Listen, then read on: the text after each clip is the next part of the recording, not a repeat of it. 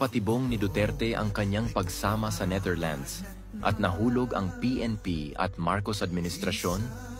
Hindi lingid sa kaalaman ng marami na matagal nang matalas ang pananaw ni dating Pangulong Rodrigo Roque Duterte pagdating sa larangan ng politika at estratehiya.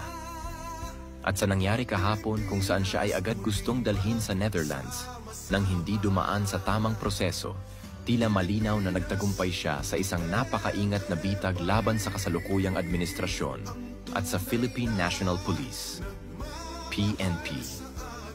Ang paglabag sa Rome Statute at ang Poisonous Tree, isa sa pinakamahalagang aspeto ng batas sa International Criminal Court, ICC, ay ang pagsunod sa Article 59(3) ng Rome Statute na nagsasaad na ang sino mang inaresto ay may karapatan munang dumaan sa korte ng kanilang sariling bansa para sa interim release o pansamantalang paglaya habang inaayos ang proseso ng pagsuko.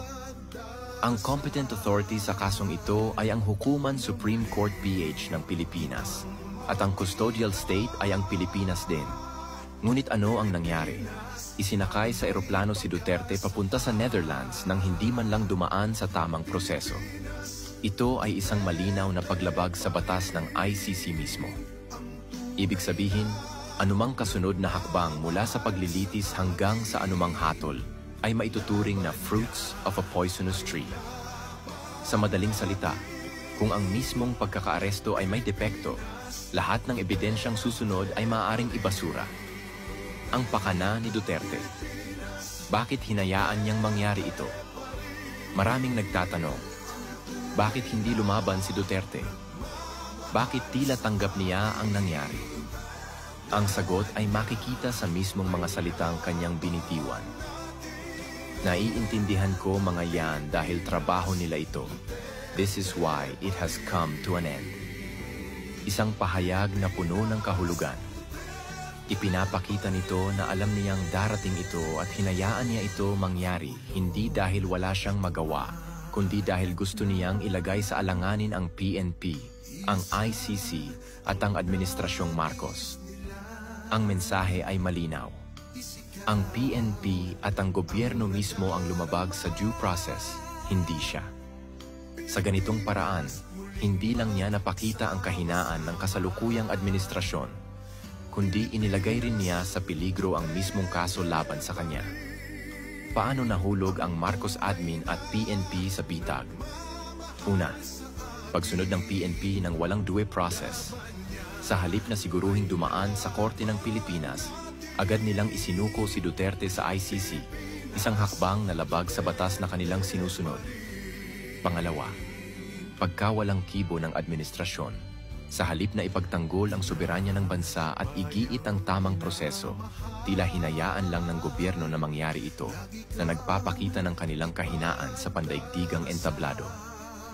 Pangatlo, pagtibay ng argumento na may bias ang ICC. Dahil sa hayagang paglabag sa Article 59(3), lumakas ang argumento na ang ICC ay hindi patas at ginagamit lamang laban sa mga pinunong hindi kaalyado ng kanluran. Ano ang posibleng mangyari ngayon? UN Security Council Intervention. Ang mga bansang tulad ng Russia at China ay maaaring kumilos upang suspindihin ang ICC proceedings laban kay Duterte gamit ang paglabag sa Article 59(3) bilang matibay na batayan. Pagkawasak ng kredibilidad ng ICC. Kung ipagpipilitan ng ICC ang kaso laban kay Duterte, maaaring tuluyan itong mawalan ng kredibilidad, lalo na kung mapatunayan na ito ay naging isang kasangkapan lamang ng politika. Kawalan ng legal na basehan sa kaso. Dahil sa fruits of a poisonous tree doctrine, posibleng maibasura ang kaso laban kay Duterte na magbibigay sa kanya ng isang makasaysayang panalo kahit pa nasa Netherlands na siya. Isang matagumpay na estratehiya. Sa unang tingin, maaaring isipin ng iba na si Duterte ay talunan sa sitwasyong ito. Pero sa mas malalim na pagsusuri, lumalabas na siya ang tunay na nagwagi. Hinayaan niyang mahulog ang PNP at ang Marcos administration sa isang bitag na sila mismo ang lumapastangan sa batas, isang hakbang na maaaring magresulta sa pagbagsak ng mismong kaso laban sa kanya. Kung sakaling ito ang maging dahilan ng pagbagsak ng kredibilidad ng ICC, Masasabi nating nagtagumpay si Duterte sa pinakamalaking laban ng kanyang buhay, hindi sa pamamagitan ng dahas, kundi sa pamamagitan ng isang maingat at matalinong estratehiya. Good luck, Mr. President Bongbong Marcos and PNP Torre.